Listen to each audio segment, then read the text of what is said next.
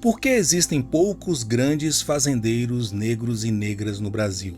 Por que poucas pessoas negras são grandes proprietários e proprietárias de terras no Brasil? Hoje nós vamos refletir na origem desta questão, mas desde já se inscreva no canal e venha comigo caçar mais esta incrível história.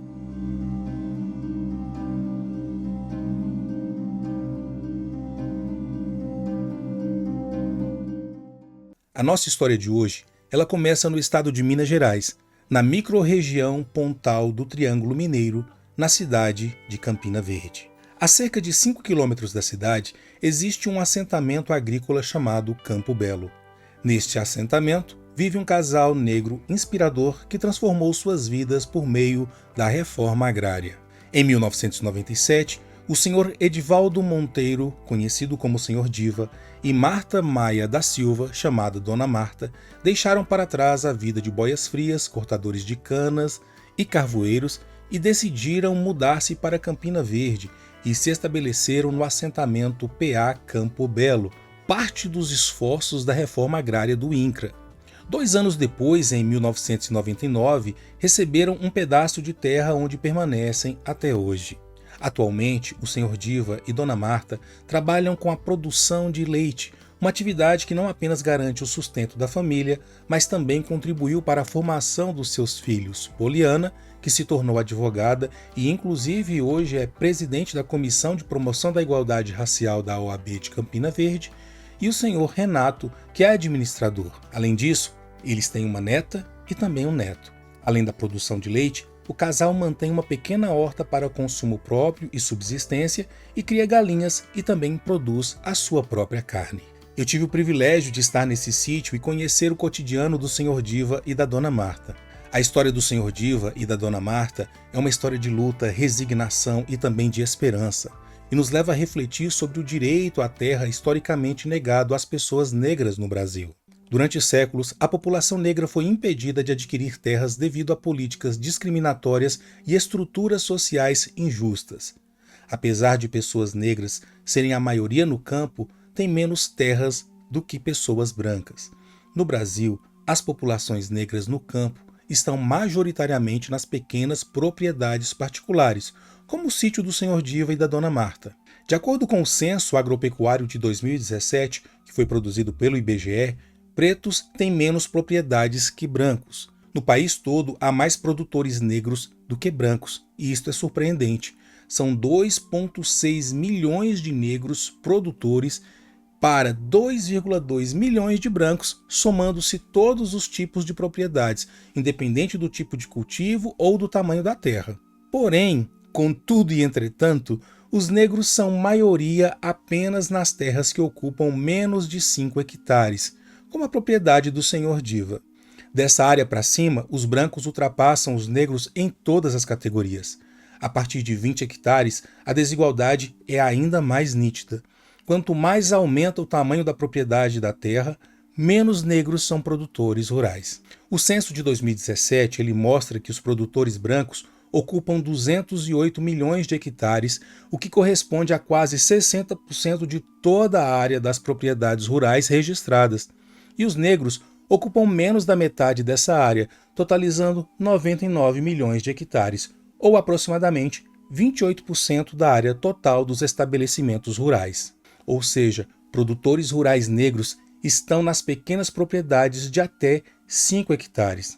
Mas como esta profunda desigualdade pode acontecer no Brasil? A resposta pode ser óbvia, mas nós vamos aqui aprofundar nesta história. E para isto voltaremos à bela cidade de Campina Verde e sua história pode nos ajudar a entender melhor esta desigualdade histórica. A área hoje onde se encontra a cidade, ela foi território dos povos indígenas Caiapós e também dos Bororos. Em 1816, a região conhecida como Sertão da Farinha Podre, que abrangia a área de Campina Verde e era essa região do Triângulo Mineiro, ela foi incorporada à jurisdição da capitania de Minas Gerais. 3 anos depois, em 1819, Antônio Eustáquio foi nomeado juiz de Sesmarias. E com essa nomeação, ele recebeu a autoridade para definir os limites das terras concedidas dessas Sesmarias e também das posses. No entanto, essa autoridade foi exercida principalmente em benefício dos fazendeiros da região, prejudicando os indígenas que originalmente habitavam estas terras. As populações indígenas, elas foram colocadas em aldeamentos. Mas o que foram estes aldeamentos? Eu explico para vocês. Os aldeamentos indígenas no Brasil foram estabelecimentos criados durante o período colonial com o objetivo de congregar, de juntar as populações indígenas sob a supervisão de autoridades coloniais, principalmente religiosos, neste caso, missionários católicos. Esses aldeamentos eles também eram conhecidos como missões e eles tiveram um papel crucial na política de catequese e também de controle da população indígena pela coroa portuguesa. Os aldeamentos também tinham o intuito de controlar a população indígena, de catequizá-los e de integrar os indígenas na economia colonial, utilizando sua mão de obra para a agricultura, para a pecuária e para outras atividades produtivas. Veja só, os indígenas eles eram ensinados a trabalhar nas plantações, na criação de gado e em ofícios como carpintaria e também tecelagem. O eminente historiador Bustamante Lourenço ele afirma que na primeira metade do século XIX, a população indígena assentada nesses aldeamentos ela foi expulsa por sitiantes e fazendeiros com apoio das câmaras municipais e as terras da faixa aldeana foram expropriadas.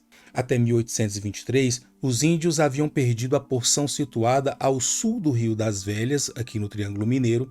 Na segunda metade do século XIX, fazendeiros araxaenses retiraram os indígenas da área que lhes havia restado entre o Rio das Velhas e o Rio Paranaíba. Os povos indígenas caiapós, que não foram capturados ou mortos, foram reunidos então em um aldeamento pelo padre Leandro Rabelo Peixoto de Castro, da congregação da Missão de São Vicente de Paulo, isso na década de 1820. Veja só, esses aldeamentos foram estabelecidos na região Pontal do Triângulo Mineiro, em Minas Gerais, especificamente em Campo Belo. Campo Belo é justamente onde hoje é a cidade conhecida como Campina Verde. Houve intensa resistência indígena, mas após conseguirem aldeá-los, aí então passou a liberar as terras que eram dos indígenas para a colonização.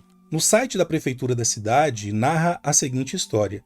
Em fins do século XVIII, João Batista Siqueira e sua mulher, fugindo da justiça, apoderaram-se das cabeceiras do Arantes e fixaram residência no sítio das Perobas, dedicando-se à criação de gado. Em 1830, o citado casal, não possuindo descendentes, doou à congregação da missão as fazendas Campo Belo, Perobas e Fortaleza. E, inclusive, existe um registro desta doação, veja só. Escritura de doação que fazem João Batista de Siqueira e sua mulher Bárbara Bueno da Silva de 3 fazendas denominadas Campo Belo, Paraíso e Fortaleza. Eu, tabelião, adiante nomeado, me achava e sendo lá presentes como doadores João Batista de Siqueira e sua mulher Bárbara Bueno da Silva e como aceitante o referido muito reverendo Padre Superior da Congregação da Missão de São Vicente da Imperial Casa de Nossa Senhora Mãe dos Homens, cita na Serra do Caraça. Após a expulsão, sequestro, morte ou assimilação dos indígenas pelos aldeamentos religiosos e políticos, a fronteira agrícola estava aberta para a vinda de colonizadores para a região. Porém, estas histórias elas omitem que estes colonizadores trouxeram, negociaram e utilizaram mão de obra escravizada de africanos e de seus descendentes aqui no Brasil. Entre 1835 e 1875, somente nesta igreja, foram registrados 458 batismos de escravizados e 28 casamentos de escravizados. Como é possível perceber, a igreja se tornou uma latifundiária na região. E não era incomum ser apenas aqui na região, mas em outras regiões do país. A congregação da missão fundou sua primeira igreja em Campo Belo, nessa fazenda, e como muitas cidades começaram no Brasil, ao redor desta igreja começou a se criar uma pequena vila com estabelecimento de moradores nas vizinhanças da igreja. Naquela época, a igreja era conhecida como Nossa Senhora Mãe dos Homens, como eu já disse anteriormente. O site da Biblioteca do Instituto Brasileiro de Geografia e Estatística, IBGE, ele resume tudo o que eu disse até aqui da seguinte forma. Veja bem, em fins do século XVIII, João Batista Siqueira e sua mulher, fugindo da justiça, apoderaram-se das cabeceiras do Arantes e fixaram residência no sítio das Perobas, dedicando-se à criação de gado. Em 1830, o citado casal, não possuindo descendentes, doou à congregação da missão as fazendas Campo Belo, Perobas e Fortaleza. Prestem atenção nos verbos. Apoderaram-se, tomaram uma terra que não era deles, e sim dos indígenas, e depois a doaram legalmente para a igreja. Mas como isto foi possível? Esta é uma das questões mais intrigantes na história do Brasil. Como pessoas negras e indígenas que trabalharam nas terras são os que quantitativamente têm menos terras no Brasil? E essa pergunta pode ser feita inclusive para terras na África, para terras nas Américas, para terra na América do Norte, nos Estados Unidos. Até o ano de 1844, no Brasil, as terras eram de fato concedidas pelo Império em forma de doação ou sesmarias. As sesmarias, na verdade, eram grandes extensões de terra que eram concedidas pela coroa portuguesa no período colonial para incentivar a colonização e a produção agrícola no Brasil. Concedidas a colonos que se comprometiam a cultivar a terra, essas áreas geralmente mediam cerca de 3 léguas em quadra, aproximadamente 13.000 hectares. De acordo com a lei, os proprietários de terras inexploradas, eles deveriam lavrá-las, cultivá-las ou arrendá-las a justo preço, e em caso de desobediência essa terra poderia ser inclusive confiscada. Com a chegada da família real no Brasil no início do século XIX, uma nova legislação sobre sesmarias foi criada, por vários motivos que acabaram levando a conflitos de terras no Brasil, principalmente sobre onde começava ou terminava essas propriedades, ou seja, alguns aumentavam suas próprias terras. Um decreto real de 25 de novembro de 1808 permitiu a concessão de sesmarias aos estrangeiros residentes no Brasil. Veja o que diz o decreto. Decreto de 25 de novembro de 1808 permite a concessão de sesmarias aos estrangeiros residentes no Brasil, sendo conveniente ao meu real serviço e ao bem público aumentar a lavoura e a população, que se acha muito diminuta nesse estado, e por outros motivos que me foram presentes. Ei por bem que aos estrangeiros residentes no Brasil se possam conceder datas de terras por sesmarias pela mesma forma com que, segundo as minhas reais ordens, se concedem aos meus vassalos, sem embargo de quaisquer leis ou disposições em contrário. Com um alvará datado de 25 de janeiro de 1809, estabeleceu então que não deveria ser emitida carta de concessão ou confirmação de sesmarias, nem mesmo a confirmação das já concedidas por governadores e capitães gerais, sem a prévia apresentação das medições ou das demarcações judiciais devidamente realizadas. Veja só, os conflitos frequentes sobre quem realmente possuía as terras levaram à suspensão da concessão de novas sesmarias. Isso foi em 17 de julho de 1822. Mas mesmo assim, a carta de sesmaria continuou sendo usada como uma prova oficial para marcar o início da ocupação legal de uma determinada terra disputada, garantindo assim a legitimidade da posse pelos sesmeiros, que eram essas pessoas que tinham a posse da sesmaria. Mas essa não suspendeu as sesmarias antigas. É preciso entender que este decreto foi em resposta a uma ação na justiça que um poceiro de nome Manuel José dos Reis, que vivia há mais de 20 anos com sua família muito grande nesta terra, mas não tinha nenhum título de sesmaria, ou seja, ele não tinha nenhum documento que provasse a posse da terra.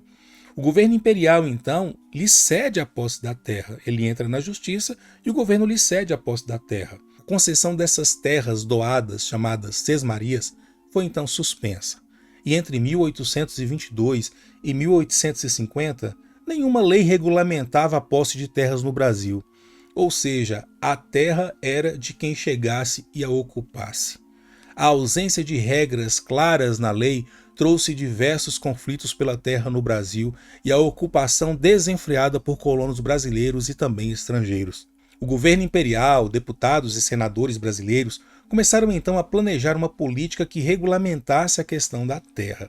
Mas somente a Lei nº 601 de 1850 trouxe regulamentação sobre essa questão. E é no contexto da discussão desta lei que surge um novo conceito. Qual?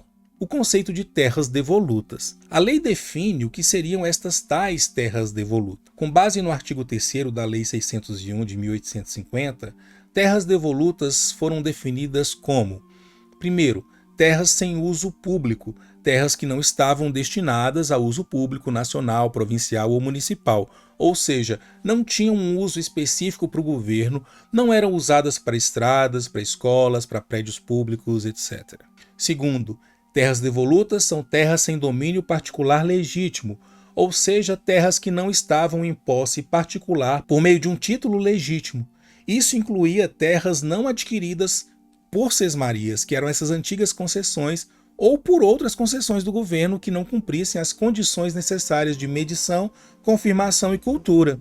O que isso quer dizer? Que estas terras não estavam oficialmente registradas como propriedade privada, então eles não tinham documentos legais que comprovassem que pertencia a alguém. Terceiro, o que também seria terras devolutas? Terras não confirmadas pelo governo, terras que não foram concedidas por sesmarias ou outras concessões do governo, mas que mesmo não tendo cumprido todas as condições, foram revalidadas por essa lei, que é a Lei 601 de 1850.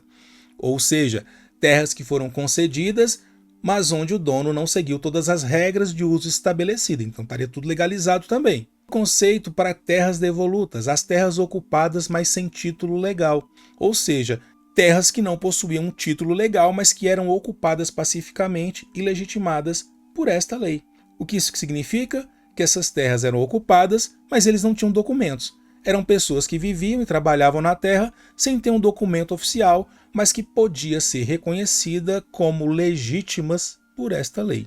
Então veja que esta lei praticamente regulamenta todo mundo que estava de posse dessa terra, morando nessa terra, trabalhando nessa terra, tinha passado uma cerca nessas terras até 1850. E essas terras antes foram todas concedidas pelo governo. Aí talvez você se pergunte, e quem ocupou irregularmente as terras entre 1822 e 1850? Pois é, esta lei simplesmente entregou a posse para eles. Passou uma régua e agora está tudo legalizado. No exemplo que eu dei no início desta aula, o João Batista Siqueira e sua mulher doaram para a igreja uma terra que sequer tinha uma posse legal, porque esta doação foi feita em 1830, e entre 1822 e 1850, as concessões de sesmarias e doações estavam suspensas no Brasil. Mas, no entanto, após 1850, a igreja e todos os outros proprietários que estavam de posse dessas terras passaram a ser legitimados por essa própria lei. Essas terras eram públicas, mas se não poderiam ser mais doadas a partir de 1850, como que alguém poderia adquirir terra no Brasil? Talvez este fosse o momento para distribuir a terra ao povo que queria produzir, mas não foi bem assim que aconteceu. Esta lei 601, de 18 de setembro de 1850, reconhecida como Lei de Terras, tratava das terras devolutas, sesmarias e das posses. E como esta lei impediu que escravizados libertos tivessem acesso à terra? Então vamos lá. Essa lei estabeleceu várias condições que acabaram por dificultar significativamente o acesso à terra para escravizados libertos e para os seus descendentes, que buscavam se estabelecer como agricultores independentes após a abolição da escravidão, e também os libertos antes da própria Lei de 13 de maio de 1888. E quais eram os principais pontos dessa lei? Vem comigo. Primeiro, obrigatoriedade da compra. Isso está no artigo 1º. A lei determinou que as terras devolutas só poderiam ser adquiridas mediante compra. Isso significa que os ex-escravizados, agora libertos, que geralmente não possuíam recursos financeiros significativos após a sua emancipação, não podiam simplesmente ocupar ou receber terras gratuitamente. Eles precisavam agora comprar as terras, o que estava além de suas possibilidades econômicas na maioria dos casos. No entanto, os colonos brancos e livres que ocuparam, invadiram terras no período anterior a esta lei, ficaram de posse destas terras. Veja literalmente o que diz o artigo 1º. Ficam proibidas as aquisições de terras devolutas por outro título que não seja o de compra. Mas tem um adendo. Excetuam-se as terras situadas nos limites do Império com países estrangeiros em uma zona de 10 léguas, os quais poderão ser concedidas gratuitamente. Aqui é interessante porque esta exceção para a concessão gratuita de terras devolutas situadas na região da fronteira Aplicava-se principalmente a terras de fronteira com países estrangeiros, obviamente. Essas terras eram frequentemente cobiçadas por colonos europeus em busca de expansão territorial e oportunidades econômicas. Um segundo ponto é a proibição da ocupação legal, isso está no artigo 2º. A lei estipulou penalidades severas para aqueles que ocupassem terras devolutas sem autorização. Isso afetou diretamente os libertos que, após a abolição, muitas vezes ocupavam terras que estavam abandonadas, não tinha ninguém morando, trabalhando nela, na esperança de estabelecerem ali seus próprios sítios ou fazendas. Essas penalidades incluíam despejo, perda de melhorias feitas na terra e até mesmo multas e, por fim, prisão. E aconteceram. Veja o que diz literalmente o artigo 2º. Os que se apossarem de terras devolutas ou alheias e nelas derribarem matos ou se puserem fogo serão obrigados a despejo com perda de benfeitorias e demais sofrerão a pena de 2 a 6 meses de prisão e multa de R$ 100, além de satisfação do dano causado. Um terceiro ponto que dificultou bastante o acesso dos negros à terra foi a exigência para a revalidação de títulos antigos, que está no artigo 4º e 5º desta mesma lei. A lei permitiu a revalidação de títulos antigos de terras, como sesmarias, desde que estivessem devidamente cultivadas e habitadas. No entanto, muitos libertos não possuíam títulos e não conseguiam cumprir os requisitos de cultivo e habitação estabelecidos pela lei para validar essas ocupações informais. Veja só o que diz no artigo 4º. Sendo revalidadas as sesmarias ou outras concessões do governo geral ou provincial que se acharem cultivadas ou com princípios de cultura e morada habitual do respectivo sesmeiro ou concessionário, ou de quem os represente, embora não tenha sido cumprida qualquer das outras condições com que foram concedidas. O que mais dificultou o acesso de pessoas negras, africanas, ex-escravizados à terra? A preferência de venda para grandes proprietários. A lei deu uma preferência clara na compra de terras devolutas para grandes proprietários que já tinham lavouras ou criações estabelecidas. Isso acabou excluindo os libertos que não possuíam terras ou possuíam apenas pequenas posses, pois não tinham como competir com os grandes fazendeiros. Isso acabou facilitando a expansão de latifúndios já existentes e consolidando ainda mais a concentração de terras nas mãos de poucas pessoas. Veja só o que diz o artigo 15. Os possuidores de terra de cultura e criação, qualquer que seja o título de sua aquisição, terão preferência na compra das terras devolutas que lhes forem contíguas, contanto que mostrem pelo estado de sua lavoura ou criação que têm os meios necessários para aproveitá-las. E um quinto ponto que é muito importante também, que dificultou o acesso de pessoas negras, ex-escravizados, libertos à terra, porque escravizados não tinham acesso à terra de forma alguma, foi o incentivo à colonização estrangeira. Isso está previsto no artigo 18. Este ponto aqui ele é crucial e uma das principais razões, inclusive, para esta lei existir. A lei incentivava a colonização estrangeira ao oferecer benefícios como naturalização, isenção de serviço militar para estrangeiros que comprassem terras e se estabelecessem no Brasil. Isso acabou desviando terras que poderiam ser acessíveis aos libertos para colonos estrangeiros, ampliando ainda mais a desigualdade no acesso à terra. Veja o que diz o artigo 17. Os estrangeiros que comprarem terras e nelas se estabelecerem ou vierem à sua custa exercer qualquer indústria no país, serão naturalizados querendo, depois de 2 anos de residência. Como se pode ver, a primeira cota que houve no Brasil, na verdade, foi para europeus. Veja o que diz o artigo 18. O governo fica autorizado a mandar vir anualmente à custa do tesouro certo número de colonos livres para serem empregados pelo tempo que for marcado em estabelecimentos agrícolas ou nos trabalhos dirigidos pela administração pública ou na formação das colônias nos lugares em que estas mais convierem, tomando antecipadamente as medidas necessárias para que tais colonos achem emprego logo que desembarcarem. O grande pano de fundo desta lei de terras era sobre quem seriam de fato os colonos brasileiros livres. Em 1878, na cidade do Rio de Janeiro, houve um grande congresso agrícola que reuniu delegados representantes de fazendeiros de diversas regiões do Brasil. O presidente do Conselho de Ministros e ministro da Agricultura, Comércio e Obras Públicas na época era João Lins Vieira Cansanção de Sinimbu, ou simplesmente o Visconde de Sinimbu.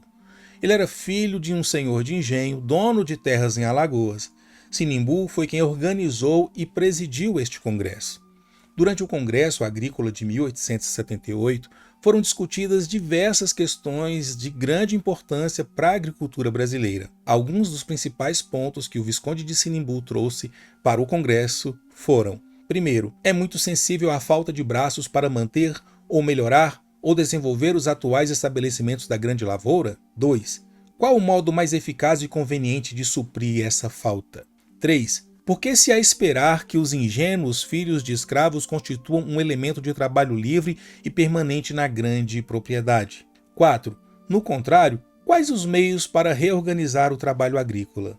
Veja que aqui a grande preocupação é com que braços vão substituir o trabalho escravo. O trabalho escravo ele já estava sendo esgotado pelas diversas resistências dos escravizados, pelas lutas, pelas fugas, pela própria resistência, pelas emancipações. E a própria lei de 1871, que é a Lei do Ventre Livre, também trouxe diversos direitos para os escravizados. E eles estavam profundamente preocupados com o que a lei trouxe, porque ela emancipou as crianças que nasciam das mulheres escravas. Assim, eles não poderiam mais repor a mão de obra utilizando os filhos das escravizadas. Em uma das falas neste congresso, a fala do Cristiano Benedito Ottoni, que era representante de fazendeiros de Minas Gerais, inclusive, se não me engano, ele era irmão do Teófilo Ottoni, que deu o nome àquela cidade, de Teófilo Ottoni. E essa fala chama muito a atenção. Veja o que diz. Em 1875, segundo o último relatório de que o orador tem lembrança, havia cerca de 1.500.000 escravos no Brasil. Nos 2 anos subsequentes, a morte e a manumissão, que é a carta de alforria, não podem ter reduzido menos de 10% e 15%.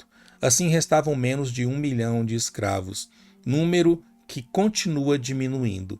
No entanto, essa diminuição era parcialmente compensada pelo nascimento de crianças ingênuas, já nascidas em condição de liberdade. Se esta população de escravos libertados e ingênuos, já liberados pela lei, puder ser convertida em trabalhadores úteis através de medidas sérias, nossa posição não terá piorado significativamente. A questão da colonização por colonos úteis europeus depende da preparação do país, como todos parecem estar de acordo, através da modificação da legislação para garantir que os colonos de qualquer religião sejam completamente livres, tenham igual faculdade de formar família legítima e a liberdade de adorar a Deus como entenderem, facilitando a naturalização e garantindo a igualdade de direitos políticos para os naturalizados. Essas e outras medidas adotadas podem proporcionar esperança de uma colonização espontânea que, unida aos outros 2 elementos, nos permitirá superar as dificuldades e alcançar um resultado digno de ser buscado. Percebam aqui que a política não era de inclusão dos ex-escravizados, mas a inserção dos colonos úteis europeus, oferecendo condições materiais e políticas para sua migração, trabalho e cidadania, em detrimento das condições que os escravizados viviam. Cândido Barreto de Souza Faria, o vice-cônsul da Baviera, nesse mesmo congresso, ele disse o seguinte e fez uma proposta. Ocorre-nos lembrar que seria uma boa providência fazer retirar das capitais e centros populosos centenas de braços que aí existem inutilmente. Além disso, seria recomendável aumentar consideravelmente a taxa dos escravos nas cidades e vilas e impor aos libertos a obrigação de se empregarem na lavoura. Ele propõe criar justamente uma lei que obrigue a trabalhar na lavoura de onde ele foi liberto. Um outro delegado neste mesmo congresso, fazendeiro também, Manuel Furtado da Silva Leite, e isso está nos anais desse congresso, que eu vou deixar na descrição do vídeo um link para que você possa consultar. Esse delegado, Manuel Furtado, ele era contra a colonização europeia, mas por outras razões. Veja bem o que ele afirmou. A colonização tem sido dispendiosa e pouco satisfatória até agora. Os libertos, se bem orientados, poderiam ser mais proveitosos do que colonos estrangeiros, pois já estão adaptados e familiarizados com nossos métodos agrícolas. Portanto, propõe uma lei especial de engajamento para os libertos por um período determinado, igual ao estipulado para a extinção da escravidão. Durante esse tempo, o produto do seu trabalho será depositado em uma caixa reservada para este fim, administrada por pessoas competentes para proteger seus interesses. Ao final do prazo, parte dos libertos será libertada. Caso contrário, o número de ociosos aumentará, levando à decadência da agricultura. Grandes fazendas se transformarão em terras abandonadas, levando-nos à anarquia. Mais uma vez, tudo o que eles queriam com os escravizados, quando fossem libertos, era manter o controle sobre eles. E esse congresso aconteceu em 1878. Guarde essa data. Um outro fazendeiro, chamado Joaquim Eduardo Leite Brandão, ele disse o seguinte no congresso, que está neste documento que eu deixo na descrição para vocês. A grande lavoura não precisa por hora de braços, mas ela tem os necessários para ir ocorrendo a seus serviços e tirar bom resultado. Do que a lavoura precisa é de capital a baixo juro e largo prazo, para ir obtendo os braços que existem no país e que são suficientes para os trabalhos agrícolas. Ainda há muitos escravos para comprar, muitos trabalhadores livres e muitos caboclos que vagam aí pelas matas e que podem ser aproveitados. O que cumpre é que o governo tome algumas providências que tenham por fim acabar com a vadiação. Nos povos do interior, em cada porta de venda encontram-se 4, 5, 6 e mais libertos ou emancipados que não querem trabalhar. Pois bem, o governo promova uma medida correcional ou policial que os obrigue a prestarem-se ao serviço da lavoura. Mesmo se pratique em relação às mulheres, que são alforriadas e vão para os cortiços, entregar-se à vadiação, ao vício. É preciso corrigi-las, obrigá-las ao trabalho. Gente como esta não falta para a lavoura. Ele continua dizendo, quanto à colonização estrangeira, o que o governo deve fazer é animar a criação de uma grande sociedade, garantindo-lhe o juro de capital para que se incumba de receber por encomenda os pedidos dos lavradores. Estes dirão quantos colonos desejam desta ou daquela localidade para este ou aquele serviço, para fazer com eles contratos de parceria, locação ou de pequena propriedade. Ele continua. O orador tem um plano de montar uma colônia, dividindo sua fazenda em pequenas propriedades e vendendo-as a quem as quiser cultivar. Este é um meio de criarem-se grandes estabelecimentos centrais. Mais uma vez, é importante ver que tudo o que eles planejavam para os ex-escravizados libertos, e isso em 1878, era controlar essa liberdade e não dar acesso a eles a um trabalho digno. Em um trecho desses anais, intitulado Memória apresentada ao Ministério da Agricultura, Comércio e Obras, ele diz o seguinte: verdade é que me podem apresentar duas objeções, sendo uma de interesse particular e outra de ordem pública. Quanto à primeira, dir-me-ão os fazendeiros, nós temos centenas de escravos que representam um valor considerável. A seguir, os vossos conselhos, libertando-os em massa, quem nos indenizará dessa perda? Esta objeção, senhores fazendeiros, teria todo o cabimento se a libertação proposta resultasse repentinamente na privação dos vossos meios de trabalho. Mas tal não acontecerá. A operação é simples. Mas por que não acontecerá? Vamos ver o que ele diz. A operação é simples. Trata-se apenas de trocar a denominação de escravos para foreiros. Como foreiros, eles continuam a cultivar vossas terras, trabalhando para si e seus filhos, trabalham também para vós e para a riqueza pública. É óbvia a vantagem que daí se origina em proveito vosso.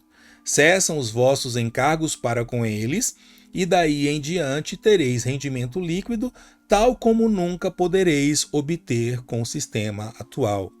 É importante entender aqui que esse modelo proposto aqui foi justamente o modelo que foi utilizado no pós-abolição.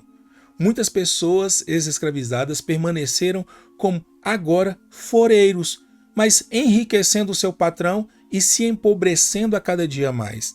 10 anos após o Congresso Agrícola do Rio de Janeiro, a escravidão foi declarada extinta no Brasil. A população negra, formada por trabalhadores rurais em sua maioria, foram totalmente alijados de quaisquer direitos mínimos para sua existência e para sua subsistência no campo. Já o projeto de imigração foi implementado com muita intensidade, oferecendo diversas garantias aos colonos europeus, incluindo o pagamento das viagens, a promessa de assentamentos em colônias por todo o país. É claro que muitas condições das quais os colonos europeus vieram para cá eram precárias, mas em nada comparadas com a situação do escravizado no Brasil. Por outro lado, os colonos negros e ex-escravizados não receberam garantias semelhantes ou qualquer apoio público para integrá-los à terra e permitir que a cultivassem. Em muitos casos, eles acabaram subordinados aos próprios colonos europeus que vieram para o Brasil ou aos ex-senhores da qual também ficaram trabalhando nessas fazendas. Alguns, com poucas economias acumuladas, conseguiram comprar pequenas propriedades. O objetivo desta aula é apontar como nasceu a desigualdade racial na posse da terra no Brasil. Cada região, cada cidade tem sua própria história. E eu utilizei o exemplo da cidade de Campina Verde, que é uma cidade próxima que conheço, para explicar como a questão fundiária se deu no Brasil. E a ocupação da terra foi orientada pelas políticas nacionais que excluíram pessoas negras do acesso à terra como meio de produção. A persistente desigualdade na posse da terra no Brasil reflete não apenas uma questão histórica de exclusão e de marginalização de pessoas negras, mas também revela as barreiras que são estruturais e estão profundamente enraizadas e ajudam a perpetuar a desigualdade racial e econômica. Enquanto muitos negros estão trabalhando em suas pequenas propriedades, os grandes latifúndios continuam majoritariamente nas mãos de proprietários brancos, como mostrou os dados do IBGE que estão aqui na descrição e que eu já mostrei no vídeo. Tudo isso fruto de uma política antiga de privilégio e exclusão.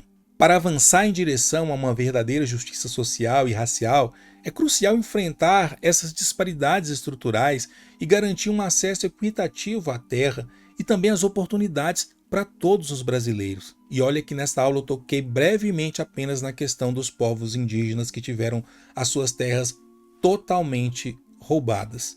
E eu termino esta aula com um trecho do livro de Itamar Vieira Júnior, Torto Arado. Vocês não passaram metade do que seu pai passou, dizia minha mãe, enquanto debulhava as vagens de feijão que seria vendido na feira.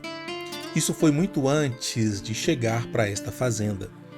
Meu pai havia nascido quase 30 anos após declararem os negros escravos livres, mas ainda cativo dos descendentes dos senhores de seus avós. Tudo tem história, tudo é história. Os agricultores negros e agricultoras negras do Brasil, da África e ao redor do mundo têm muita história. E eu vim aqui contar um pouco dela para você.